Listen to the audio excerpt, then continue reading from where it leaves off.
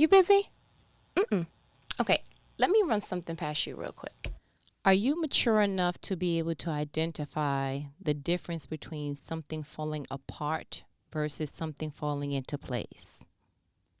Like, have you reached the spiritual and emotional capacity where you can identify, you know what, I see what's happening, but I also understand what's happening for me.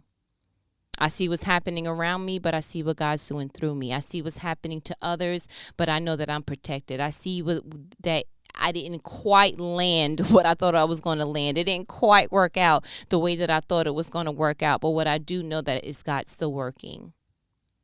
Have you reached that pinnacle of spiritual and emotional maturity? I'm going to go ahead and be honest with you. Up until this conversation, I have not.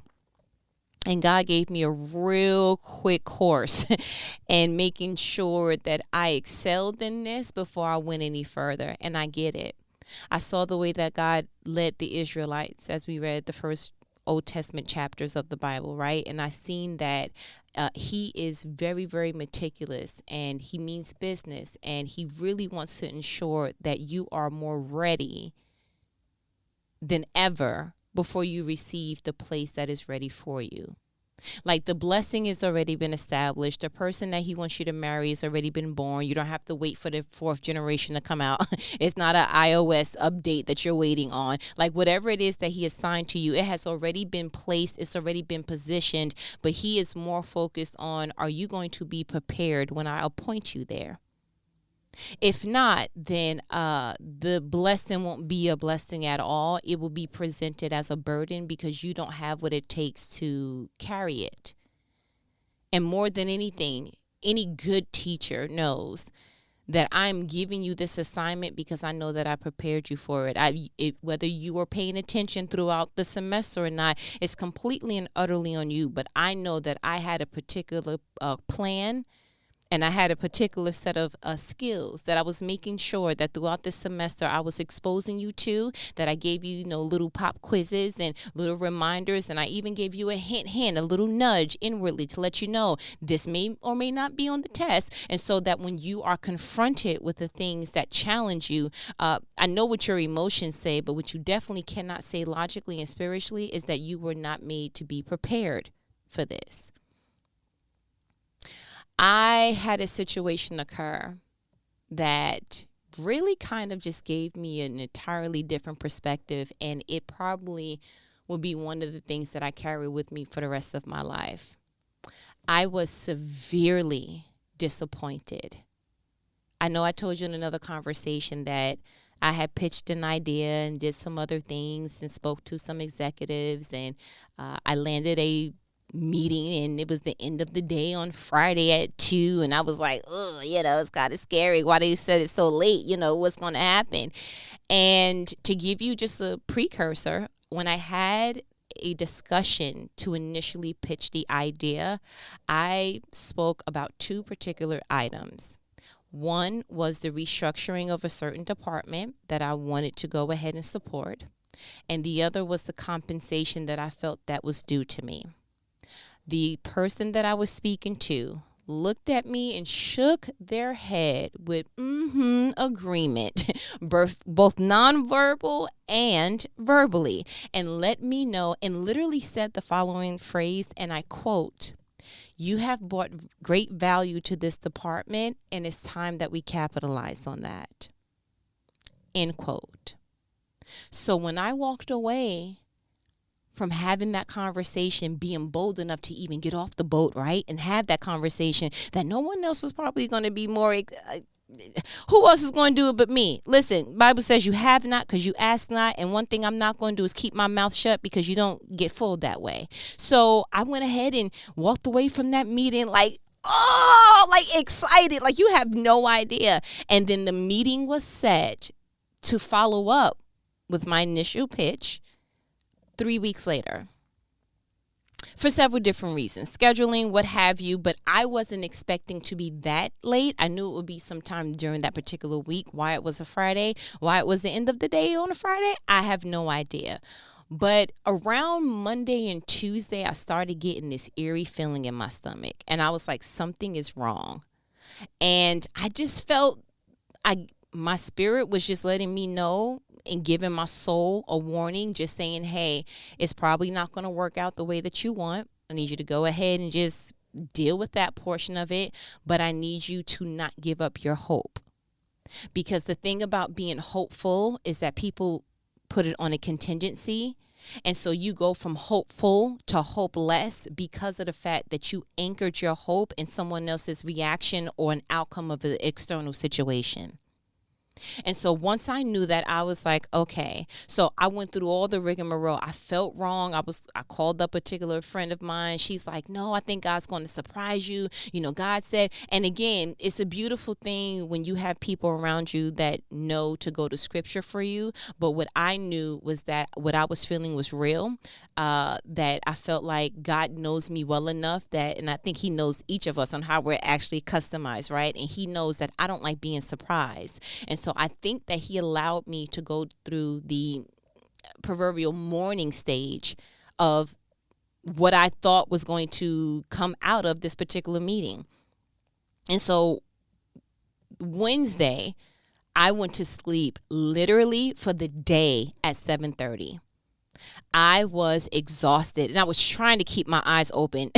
Like I really was. Like it felt like midnight. It was like, oh, this is a lot. I was struggling past 7 o'clock. It was looking real because the emotional exhaustion that I was feeling, it literally felt like, listen, you need to go to bed. Like I feel like God treated me like the prophet Elijah and was like, lay down, get something to eat, and I need you to go to sleep because you are really just like, it's okay. But I had to deal with that. So come Thursday, I felt way better, way hopeful, but I still knew that I needed to guard myself for whatever was going to happen on Friday. So I literally did what all of us should do. And I went to God and I said, so give me my role, because I watched Jesus. And sometimes he was letting people know, he was confronting people when they just had thoughts. It was like, why do you say that? And he was dealing with that. And then some other times he was flipping over chairs, and another time, tables, and another time he was doing. So I seen that Jesus was reacting differently in different circumstances. But when it came down to Pilate, and he was like, yo, or Pilate, however you pronounce that name. And he was like, so they said that you said you the king of Jews? And Jesus was like, you said it. Ooh, Jesus, this is not the time to be fresh, sir. You getting real witty with it. I never seen you get witty with it. You getting witty with it. No. Like, I never seen you do that. And so I asked God, I said, give me the posture that I need to have for this meeting. He said, cool. What I want you to do is I want you to go in there and say nothing. Because I feel like what we do is when something's coming up and we don't have enough information, we start trying to rehearse it. Like, okay, so they're going to say blah, blah, blah. And then I'm going to be like, blah, blah, blah. And then I'm going to bring up the facts and I'm going to do my research. And I think we don't understand that going into that mode, while it may seem analytically and logically sound, what it really is you diving headfirst into doing anything that looks like work of the flesh because you're trying to soothe your emotions. And what you really need to do is tap into your spirit and say, God, I need you to lead me and guide me the way that Psalm 23 says. Yea, though I walk through the valley of the shadow of death, I will fear no evil, for you are with me. Thy rod and thy staff, they comfort me. Not me looking up information, not me doing additional research, not me pulling up facts, not me reminding them of whatever. Thy rod and thy staff comfort me. So while I'm trying to look for the comfort levels in different external things, while I'm trying to go ahead and prove myself, that is not thy rod and thy staff. And if that's the only thing that's going to comfort me, then I'm going to put this book down. I'm going to put this pen down. I'm going to put this computer down. I'm going to put all my knowledge down, and I'm going to come to you and I'm going to say, go ahead and just comfort me, please. Because the lack of knowing what's in this valley of the shadow of death, the lack of knowing what's going to happen at this table when I sit down, the lack of knowing all the things that I should or should not bring, or that I should or should not know, it is exhausting me. And all I want to do is be comforted. So if that is thy rod and thy staff, then do what you do, God, and I'm going to stop doing what I'm doing. Do you understand that? And so that's what he had me. Feeling emotional Monday, feeling emotional Tuesday, Wednesday, he was like, come here. Shut her down. Yes, sir. And so I went ahead and went to bed. Like my teacher called. I got in trouble and went home and went to bed after the beating. It's nothing. And Friday had the meeting and went in there and did exactly what God told me to do. He told me to listen. And can I be honest with you? It was something to sit there and hear people speak to me in a octave, alluding to things, saying things to me as I'm like, did y'all have a conversation about something that I wasn't privy to? Why are you talking to me like as if we had this conversation for the 5th time, and this 6th time you're speaking to me in a tone that very much sounds like I'm not going to tell you again. Ma'am, you didn't tell me a first time. So why are we having this conversation? And didn't I speak to you 3 weeks ago? And it was a totally, bruh, either you Jekyll and Hyde with it, or this is just really, really uncomfortable because God wants to get my attention. Because I know for a fact, who you talking to, number one, because that's how I feel because I'm from New York, Europe. And number two, bruh, who you talking to? Because I live in Georgia now. Okay. And so that was what was happening. And I said a few things, and then the question was asked, like, do you have anything else you need to say? Nothing. I mean, if you have something, none. And I learned the beauty of holding your peace to keep your peace, because y'all gonna have to go ahead and fight with God. I'm not gonna hold you. I don't have anything to say. My daddy told me don't say nothing. I'm not telling y'all no passcodes. I'm not telling you where I live. I'm not telling you nothing. Cause my daddy said he finna deal with you. But when I walked away from that meeting, severely disappointed, you know how you get that feeling that you just want to kind of like, yo, all I want to do is kind of go in fetal right now because it's the most soothing thing I could do in the physical realm. I did that. And then I think a couple of hours later, I'm not going to hold you. I think a couple of thug tears, you know, a little thug passion. Something happened in my eye area where it was washing my face and like maybe something on my cheeks. I couldn't really give you the full, I don't know. I wasn't keeping account of it. And then so I kind of just expressed like, but I couldn't put it into words. I just knew that that was severely disappointing. And then the next morning, I was like, okay, put the emotions aside and let's deal with this. What are the variables that you have to deal with? Number one, this is a company that I no longer want to do business with. I'm clear. Out of anything that I can stand for, the one thing that I absolutely need as a work criterion is integrity and trust. Yeah, I need you to do what you said you were going to do. If you're not going to do it, I don't want you to say it. But more importantly, I need you to be able to see the value in a thing, and I need you to see it through when you say that you're going to add value to a thing that's adding value to you. Especially if the performance and the work ethic surpasses what you've experienced however many employees ago. Okay, that's number one. Number two, I had to admit that it felt some kind of way to feel like somebody swung on me in front of everybody and I didn't say anything. So that was a little ego checked. But more importantly, I can tell you this, it lit a fire in me like that has never been lit before. After I got my mind right and buttoned up my shirt straight and was like, all right, dust your knees, kid. It's okay. They took your bike. It's nothing. And they told you was going to get a bigger one and it never came back. That's cool.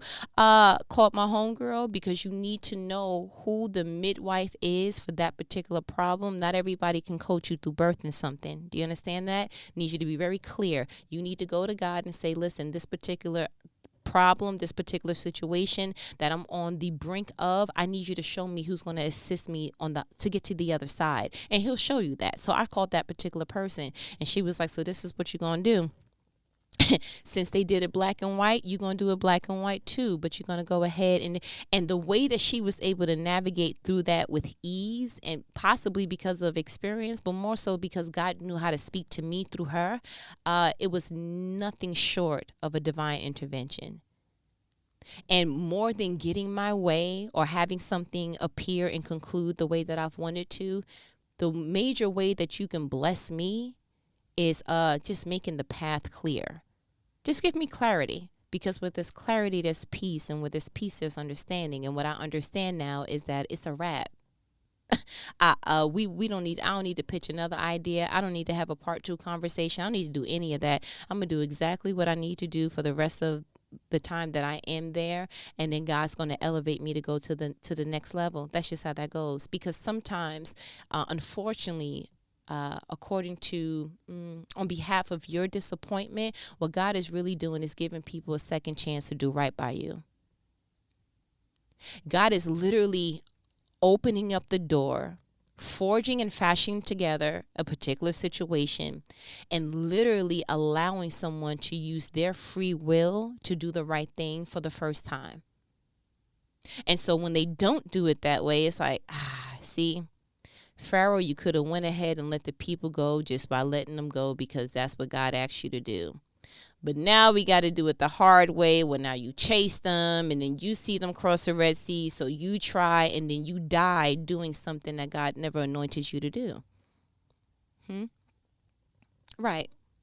So unfortunately, in that situation with the Red Sea, the Israelites had to be a little bit scared, because if you read that part of Exodus, they were like, they felt small. Pharaoh was swarming in the chariots and the charioteers, and they were like, oh no, like, was there not enough graves in Egypt that we had to die out here? And so on behalf of their fear, on behalf of them feeling small, on behalf of them feeling petrified, God had to go ahead and say, I apologize that it's on behalf of your emotions, but I tried to give old buddy try to give him the heads up, or at least the benefit of the doubt, to say, okay, you're going to do right by them, you're going to leave them alone. You didn't do that. So what I'm not going to do is I'm not going to lead my children and my people to a land of milk and honey and have it where they always got to look over their shoulder because of you. So what I will do is, as I'm leading them, I will go ahead and end this relationship, even if it means killing you. Yeah. Like, that's how serious your dad is about you. Do you understand that? Like, that's how real it gets. If you think that I'm going to give my kids something and have them looking over their shoulder because you may potentially try to go ahead and threaten what I gift them with, you don't know who I am. I'm sorry. That's what I just feel like God is saying in that moment. And so I got clear. And clarity brought an understanding, and an understanding brought peace. And I was just extremely thankful.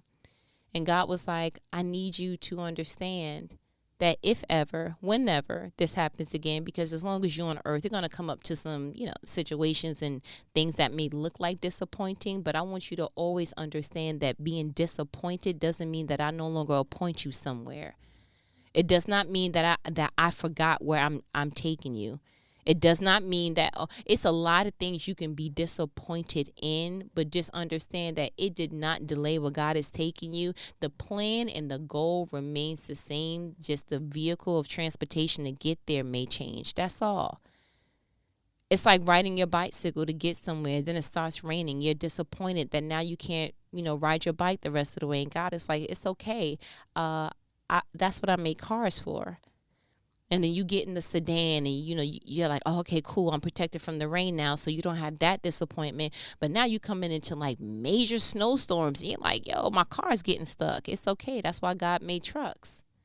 So now you get out the car and you get in the truck. And you see what I'm saying? Like, it continued to change. It continues to shift. But the goal is to always take you to your end destination, whatever it was you were supposed to get through. The forms of transportation can change. And just because you didn't see it changing doesn't mean that God didn't already provide provision for it. So what we need to do is we need to tell our emotions to catch up to God's provision. And when things are happening and it's shifting and it doesn't look the way that you thought, you need to remind yourself, it's okay. God prepared for that. It's okay. God prepared for that. You don't know that there's a ram in the bush. You don't know that the Red Sea is about to split. You don't know, but it's okay. And whenever something's happening to me in the natural realm, I'm always going to take it to the spiritual realm, right? I said, who out of all the people that I can think of, Holy Spirit, who understands the essence and the epitome of being disappointed? He was like, Joseph. I said, bruh, you are correct. Yes, you are, sir. He said, go ahead and read Genesis 40. I said, oh, right, the one with the dreams. He was like, yep. And I read from the NOT version, right? I'm going to go ahead and I got to read the whole thing because it speaks truly to the essence of what I was experiencing. And I want the Holy Spirit to minister this to you as if he was ministering to your own customized, personalized situation. And I pray that everything that was trying to disappoint you, that you actually break free and understand that there's a purpose for it. It's a reason for it. So let's go ahead and read about Joseph and the two dreams. So Genesis 40, chapter 1, verse 1. Sometime later, Pharaoh's chief cupbearer and chief baker offended their royal master. 2. Pharaoh became angry with these two officials. 3. And he put them in prison where Joseph was, in the palace of the captain of the guard. 4. They remained in prison for quite some time, and the captain of the guard assigned them to Joseph, who looked after them. 5. While they were in prison, Pharaoh's cupbearer and baker each had a dream one night, and each dream had its own meaning. 6. When Joseph saw them the next morning, he noticed that they both looked upset. 7. Why do you look so worried today? He asked them. 8. And they replied, we both had dreams last night, but no one can tell us what they mean. Interpreting dreams is God's business, Joseph replied. Go ahead and tell me your dreams. 9. So the chief cupbearer told Joseph his dream first. In my dream, he said, I saw a grapevine in front of me. 10. The vine had 3 branches that began to bud and blossom, and soon it produced clusters of ripe grapes. 11. I was holding Pharaoh's wine cup in my hand, so I took a cluster of grapes and squeezed the juice into the cup, and then I placed the cup in Pharaoh's hand. 12. This is what the dream means, Joseph said. The 3 branches represent 3 days. 13. Within 3 days, Pharaoh will lift you up and restore you to your position as his chief cupbearer. 14. And please remember me and do me a favor when things go well for you. Mention me to Pharaoh so he might let me out of this place. 15. For I was kidnapped from my homeland, the land of the Hebrews, and now I'm here in prison, but I did nothing to deserve it. 16. When the chief bearer saw that Joseph had given the first dream such a positive interpretation, he said to Joseph, I had a dream too. In my dream, there were 3 baskets of white pastry stacked on my head. 17. The top basket contained all kinds of pastries for Pharaoh, but the birds came and ate them from the basket on my head. 18. This is what the dream means, Joseph told them. The 3 baskets also represents 3 days. 19. 3 days from now, Pharaoh will lift you up and impale your body on a pole. Then birds will come and peck away at your flesh. 20. Pharaoh's birthday came 3 days later, and he prepared a banquet for all his officials and staff. He summoned his chief cupbearer and chief baker to join the other officials. 21. Then he restored the chief cupbearer to his former position so he could again hand Pharaoh his cup. 22. But Pharaoh impaled the chief baker, just as Joseph had predicted when he interpreted his dream. 23. Pharaoh's chief cupbearer, however, forgot all about Joseph, never giving him another thought. Here's my thing about this chapter. 1. When you are assigned to someone or someone's assigned to you, a great representation and a indicator of great leadership is that someone can check the temperature of you and never, ever, ever have to speak verbally to you. The fact that Joseph was such a good steward in his leadership that he was able to just tell by looking at someone, you're worried. Yeah, how you looked last Tuesday is not how you look this Tuesday. Your posture has changed. Your work ethic has changed. You're coming in later. You're not dressing the same. You usually are on point with A, B, and C, with deadlines, whatever it is, E or the above, and I'm noticing a change. The number one indicator to great leadership is, can you tell change, even if subtle? So the fact that Joseph, and even in a situation that wasn't ideal for him, he didn't ask for it, he didn't know it was coming up, that's the last place that he should be, he still exercised great stewardship of being a leader over people. even in the place of prison. And so the fact that it was, why do you look so worried today, means that he noticed you don't usually look like this. And the beauty of it was he didn't delay and letting them know, I can do a thing, but I'm going to let you know that this is coming from God, right? That you still hear from God in unideal places, Joseph. Like, tip my hat. Shouts out to you, bruh. Tip my hat all the way. And so he went ahead and he gave the meanings, right? And it was like, oh, okay, that's dope. But the fact that Joseph asked what in 14, and please remember me and do me a favor when things go well for you. Mention me to Pharaoh so he might let me out of this place. Bruh, I just told you, and I went ahead and solved an issue for you that you were worried about. Nobody else was able to do that but me through the Holy Spirit and God anointing me to do that, right? And I'm going ahead and I'm letting you know, when you get your freedom, don't forget about me. I did my part in making sure that you was good. Just make sure that I'm good. I'm not asking you to buy me nothing. I'm not saying go ahead and just get me some real estate real quick. I'm not saying, yo, hook me up with such and such. I'm asking you to free me from some place that I know that I'm not supposed to be. And this whole entire chapter ends by saying, Pharaoh's chief cupbearer, however, forgot all about Joseph, never giving him another thought. Isn't it amazing that when someone gets what they came from to get from you, that they forget all about you? Bro, you forgot I was the one that was carrying this particular unit. You forgot that when you were down, you were the one calling me for money. You forgot that when you didn't have anyone to speak to and you didn't feel supported, that you were crying to me. You forgot that when you didn't have the support system and the help that you thought you wanted, that you can count on me. And now that you get to the level that I literally supported you to get to, because if you're calling me and you're leaning on me, then I was the step that you needed to get to the stage. But now that you're on the stage, you forgot the very steps that help you get there. Wow. Wow, broski. Okay, cool. You know what the real disappointing part is? Is that the very next chapter 41, it starts off by saying 2 full years later. Bruh, that's not the SpongeBob you want to hear. 2 years later. That is not what you want to hear. And it's a shame, because it took for a repeat to happen, for someone to even go ahead and remember Joseph. It took for now Pharaoh to have a dream that troubled him and to go through all the rigmarole once again. And then look at this in chapter 41. I'm going to go to verse 39. Then, matter of fact, what does it say this? Okay, so finally the chief went ahead and was like, ooh, I made a mistake. There was somebody that can actually go ahead and do this, and I was supposed to remember, buddy, but I didn't. And so now I feel a little bit embarrassed. So let me go ahead and tell him that Joseph can go ahead and do it. So Joseph went ahead and did what God anointed him to do once again and told Pharaoh what his dream meant. And now look at verse 39. Then Pharaoh said to Joseph, since God has revealed the meaning of the dreams to you clearly, no one else is as intelligent or wise as you are. 40.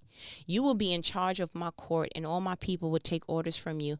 Only I, sitting on my throne, will have a rank higher than yours. 41. Pharaoh said to Joseph, I hereby put you in charge of the entire land of Egypt. 42. Then Pharaoh removed his signet ring from his hand and placed it on Joseph's finger. He dressed him in fine linen clothing and hung a gold chain around his neck. Ow, he Rockefeller. 43. Then he had Joseph ride in the chariot reserved for his second in command, and wherever Joseph went, the command was shouted, kneel down. So Pharaoh put Joseph in charge of all of Egypt. 44. And Pharaoh said to him, I am Pharaoh, but no one will lift a hand or foot in the entire land of Egypt without your approval. Man, let me tell you something. And I'm going to go down to 46 real quick. He was 30 years old when he began serving in the court of Pharaoh, the king of Egypt. And when Joseph left Pharaoh's presence, he inspected the entire land of Egypt. Let me explain something to you. Here you are disappointed because people who were on your level didn't remember you. Here you are disappointed because, you asked them to go ahead and just put you on. You didn't even ask them for no money. You didn't even ask them to be there the same way that you were there for them. But you know what? The Bible clearly indicates that I don't care how long it takes. It could be a whole 24 months after, 365 days times 2. You understand? God will go ahead. If he set it up for someone going to go ahead and have the opportunity to do right by you, he would set it up for it to happen again. He let them boys have a dream that troubled them, and Joseph did what Joseph did through the grace of God. And so he was like, all right, you forgot about my boy. Let me go ahead and have somebody else be troubled. But this time, I'm going to make it worth your trouble. The fact that it took 24 months for people to even remember you. What I'm going to do is make it where you are second in command of this entire land. So what you need to understand is get ready, because your disappointment is appointing you to higher levels. You understand? I need you to go ahead and get in your spirit. I know it may not feel good now. I cannot imagine what Joseph felt like sitting there like, bruh, 1 month later, 2 months later, 3 months, bruh, 24. How many Happy New Years? How many more? Oh, Merry Christmas. How many more? Like, I don't want to celebrate nothing. It seemed like I'm doing right. I'm doing the things I'm supposed to do. I was trying to do right by my brothers. They sold me to slavery. I'm in these, I tried to do right by Potiphar, but his wife lied on me. It's all these situations keep happening to me. How come things keep happening to me and happening to me, and I'm doing the right thing, and I didn't do nothing to afford these situations to happen to me? But what you need to understand is that it's all in alignment. It's not happening to you. It's happening for you. Oh, no, you very much needed your brothers to go ahead and betray you, Joseph. You very much needed for Potiphar's wife to go ahead and set that up, so now you in jail now. You very much needed all of this. You needed everything to fall apart. But it actually was falling into place. It was falling into place. Bruh, how else would you have gotten to this immaculate role? The second in command. What education Joseph had? What clout did he have? Who did he know? What networking? What was his LinkedIn looking like? What was his education looking like? What accolade would have drove him there? Nothing. He literally needed for God to go ahead and create some problems that only he can resolve, so that they can see that there's no one else that's going to fulfill this role the way that he would. Man, listen, I need you to, I'm getting close. Listen, turn me up in your phones. I need you to understand. It is not falling apart. It's falling into place. That everything is not happening to you. It is happening for you. Oh, Holy Spirit, I need you to literally get to the pit of their soul and remind them through the Spirit that God is still working, that it is not over, that you are not forgotten about. Your age has nothing to do with it. I don't care what the doctors say. God is still working. God is still working. God is still working. You just got to believe it. And at the right time, it will be done. In due season, baby. In due season. Do you understand? He don't fail. He does not fail. It may look like he's taking the long, like, bro, why you taking the back road to get to the, yeah, it's okay. Because there's some training ground I'm going to need you to go ahead and get, because you don't have the school part, right? So where people may trump you in accolades, I'm going to fill you with experience. Well, I'm going to go where people may go ahead and get their certifications and their extra whatever comma after their name. I'm going to go ahead and make it that you are so street sound that logically, and the way that you analyze something, they can't hold a candle to you, a match to you, ma'am, sir. Like, I got you. I need you to close your eyes. Literally. This is my challenge to you. I need you to close your eyes and remind yourself, something is happening that I don't see, so I cannot pay attention to what I do see. The external will not scare me for what I know is eternally working for me. Thy rod and thy staff, they comfort me. Do you understand that? There is something that God is doing that you cannot see. I need you to just know it. I don't want you to sense it. I just want you to know. And if you ever forget, I want you to revisit reading about Joseph. Who would have known that going that elongated way from 18 would have landed him being literally the CEO of a company? You don't know what God's doing, but you know that he's doing. You don't know where you'll land, but you know it's going to be a place of authority. Because one thing God is clear on, Everybody who counted you out is going to have to count on you at some point. And I want you to carry that humbly. Not like, yeah, y'all going to need me. No, I don't want you to do that, because that character doesn't get the blessing. I want you to have the character of, if it's happening to me in the dark, then God is going to put me somewhere in the light that people are going to have to count on me. All I need you to do is have the right character that will sustain that blessing. That's all. That's all. Nothing else. Get your instructions from God and make sure your character looks a lot like Jesus. Do you understand that? All right. Listen, I feel like you got what you needed. You know what these conversations are, don't you? Because you should at this point. Oh, okay. They're life-provoking conversations that not everybody's going to have with you, but who? Your favorite homegirl. Okay? Listen, it's okay to be disappointed because you're human. But because you are a spirit being, I need you to understand that you being appointed to a higher place has not been forgotten. I cannot wait to see what the end result is of my personal disappointment from that meeting on Friday. I cannot wait to share that with you. I'm excited for you. I'm excited for myself. And I'm excited that we are beginning to dismantle the very thing that the enemy used to use to cripple us. And that's the biggest thing, the biggest way to be a threat to the enemy. Dismantle the thing that used to cripple you. Listen, we on our way. You understand? But I'm going to go ahead and let me go. We talk later, okay? All right. Later.